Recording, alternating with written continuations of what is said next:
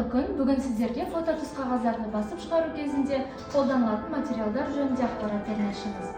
Бірінші материалымыз крупный песок деп аталатын қағаз негізіндегі винилді фото түс қағаз.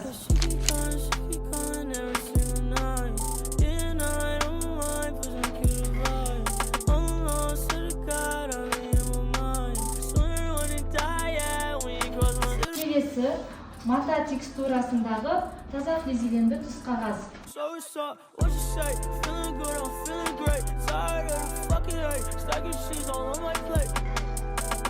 Үшінші материалымыз бұл таза флизеленді тегіс түс қағаз түрі.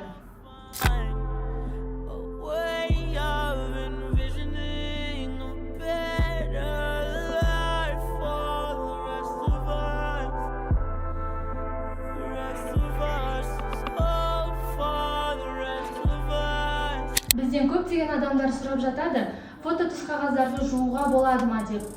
Біз басып шығару кезінде тек сапалы материалдармен жұмыс жасаймыз.